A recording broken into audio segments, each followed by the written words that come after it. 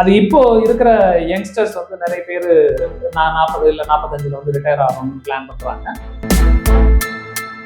ஒரு வருஷம் 15% இருக்கும், ஒரு வருஷம் 6% இருக்கும், ஒரு வருஷம் நெகட்டிவ் ரிட்டர்ன் கூட இருக்கும். ஸோ இதை தான் வந்து சப்ஜெக்ட் டு மார்க்கெட் ரிஸ்க்னு சொல்லுவாங்க.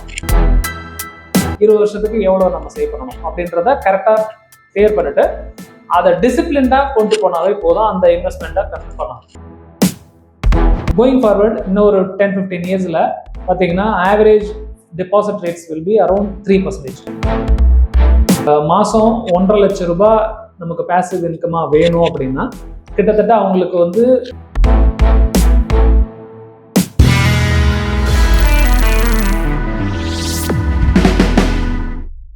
சார் வணக்கம் சார்.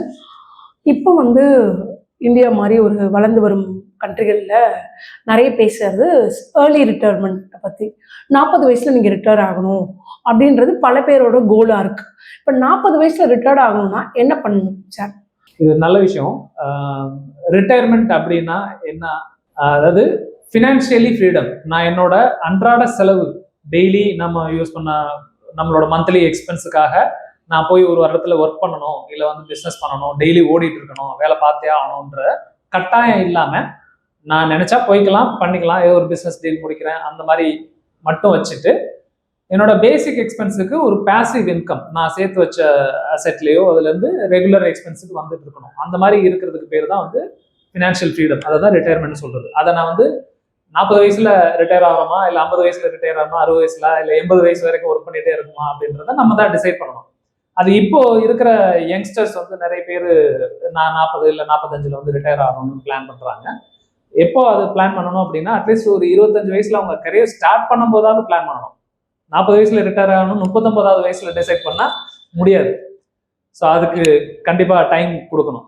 ஸோ அட்லீஸ்ட் ஒரு 25 வயசுல இல்லை 30 வயசுல ஸ்டார்ட் பண்ணிட்டு 30, 40, 45 வயசுல ரிட்டையர் ஆகணும் பிளான் பண்றாங்கன்னா டெஃபினட்டா பிளான் பண்ணலாம். சார் இப்போ வந்து 40 வயசுல ரிட்டையர்ட் ஆகணும்னா 25 வயசுல பிளான் பண்ணுறீங்க. எப்படி பிளான் பண்ணணும் சார்?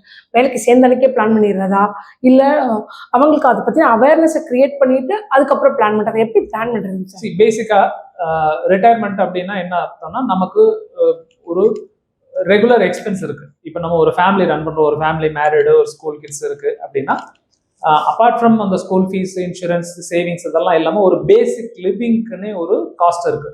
நம்ம டெய்லி அரிசி பருப்பு இதெல்லாம் வாங்கணும், ஃபியூவல் இருக்கணும், ரெண்டோ இல்லை ஹோம் லோனோ அந்த மாதிரி ஏதாவது ஒன்று இருக்கணும். அதெல்லாம் வந்து கட்டாயமாக செலவு பண்ணக்கூடியது.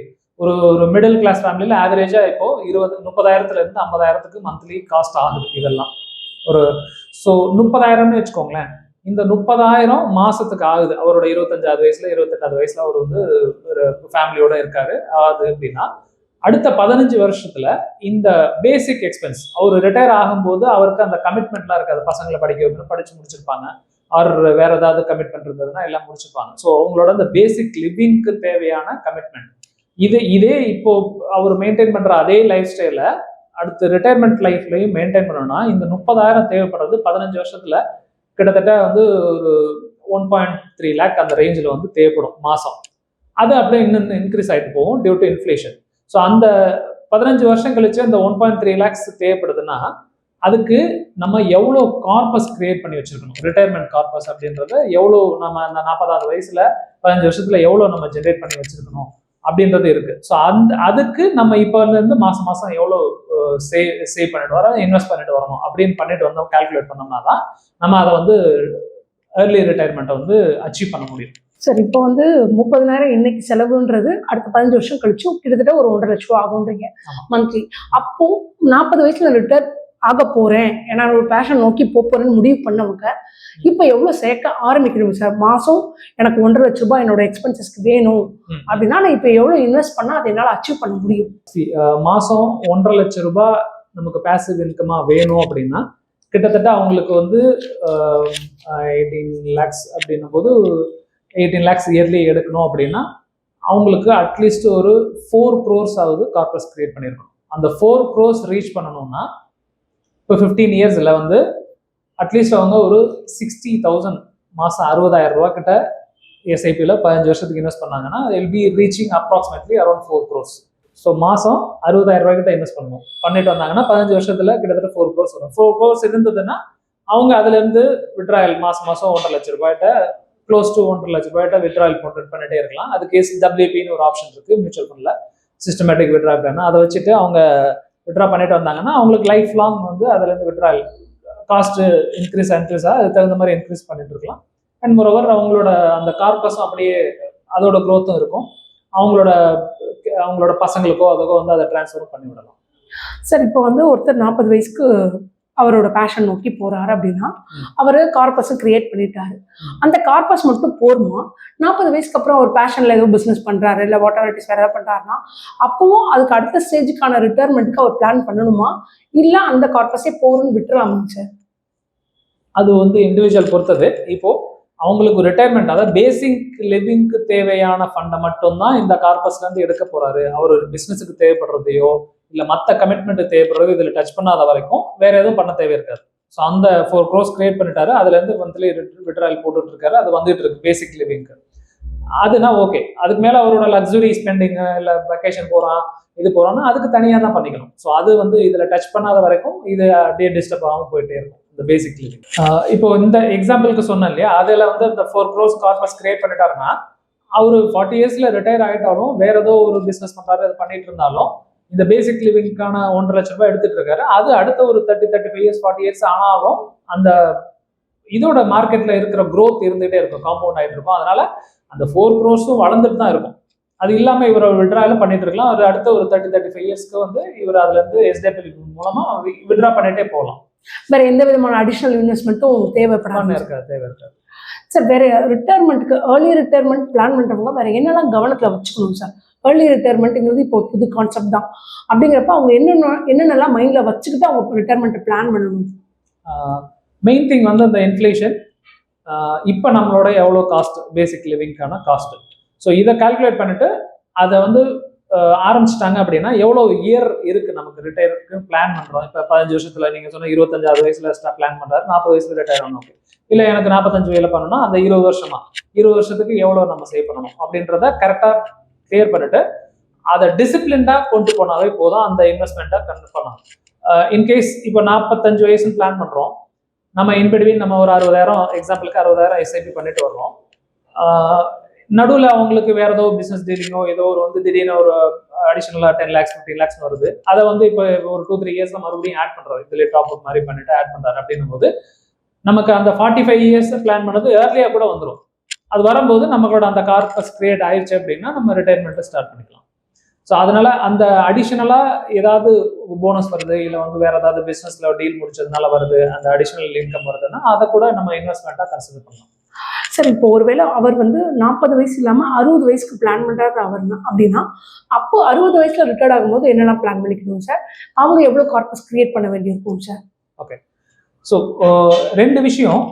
நிறைய பேர் இப்போ வந்து என்ன நினைக்கிறாங்க அப்படின்னா, நம்ம ஒரு சேர்த்து வச்சிருக்கோம், ஒரு அமௌண்ட் வருது. நார்மல் ஒர்க்கிங் பீப்புள் என்ன பண்றாங்கன்னா சேர்த்து வச்சிருக்கோம், ஒரு பேங்க்ல டெபாசிட் போட்டு வச்சிட்டோம் அப்படின்னா நமக்கு வந்துட்டு இருக்கோம் அப்படிம்பாங்க. ஃபார் எக்ஸாம்பிள் இப்போ கரண்ட்லி ஃபிக்ஸட் டெபாசிட்ல வரக்கூடியது வந்து 6.5% அப்ராக்சிமேட்டா எல்லா பேங்க்லயும் வருது. ஒரு 1 crore சேர்த்துட்டாங்கன்னு வச்சுக்கோங்களேன். 1 crore சேர்த்துட்டாங்கன்னா இயர்லி 6.5 lakhs நமக்கு வரும். அதை மந்த்லி பிரேக்கப் பண்ணோம்னா ஒரு 50,000 52,000 கிட்ட மந்த்லி வருது அப்படின்னு நினைப்போம் இப்போ இருக்கிற சுச்சுவேஷன் வச்சு. ஆஃப்டர் 15-20 years இந்த deposits rate will come down.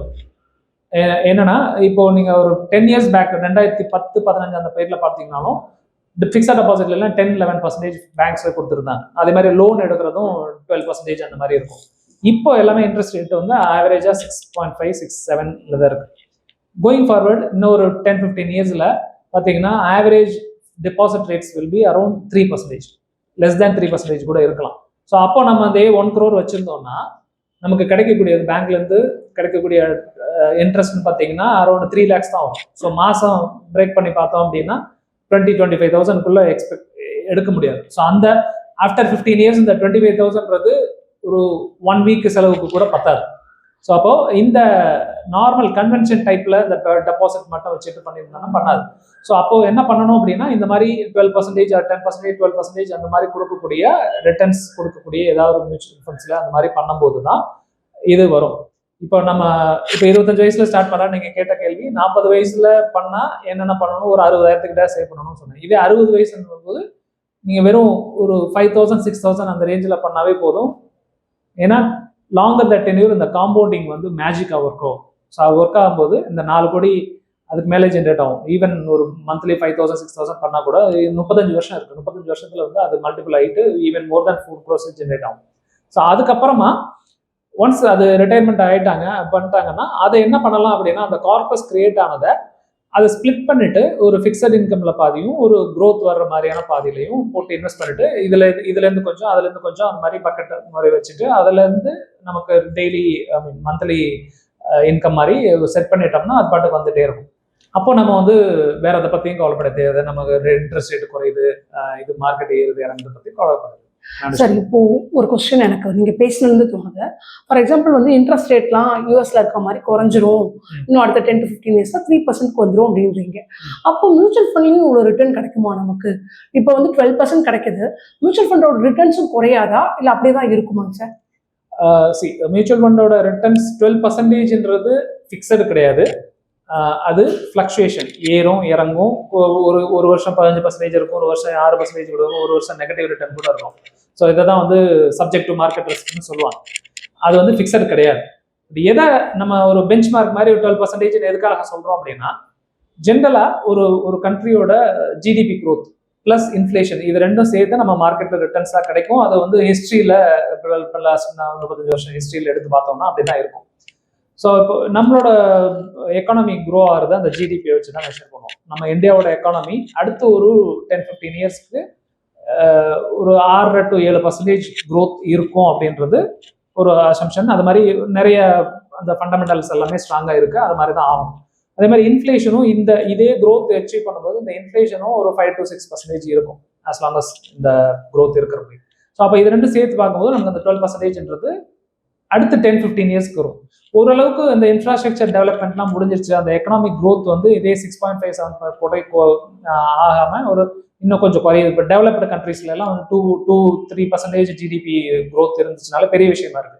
So அது மாதிரி இந்தியாவும் ஒரு ஸ்டேஜில் அதுக்கு வந்து இன்னும் India is a vast country, இவ்வளோ பாப்புலேஷன் இருக்கு. இது எல்லாத்துக்கும் இன்ஃப்ராஸ்ட்ரக்சர்னா டெவலப் பண்ணிட்டே இருப்பாங்க. இன்னும் ஒரு 20 வருஷத்துக்கு டெவலப்மெண்ட் இருந்துகிட்டே இருக்கும். ஆஸ் லாங் அஸ் இந்த டெவலப்மெண்ட் இருக்கிற வரைக்கும் இந்த க்ரோத் வந்து 10-12% மேலே இருக்க வாய்ப்பு இருக்கு அடுத்த ஒரு 15-20 இயர்ஸ்க்கு. ஸோ அதனால அதை பற்றி கவலைப்படதில்லை. மேபி ஆஃப்டர் 20 இயர்ஸ் வந்து இது அந்த டெபாசிட் ரேட்ஸ் 10 இயர்ஸ்ல குறைஞ்ச மாதிரி அது வந்து 8-10% ஆகும். இன்ட்ரெஸ்ட் ரேட்ஸ் வந்து ஒரு 2-3 போகும்போது இந்த மார்க்கெட்ல கிடைக்கக்கூடிய ரிட்டர்ன்ஸும் வந்து 8-10 அந்த மாதிரி குறையிறதுக்கு வாய்ப்பு. Thank you sir.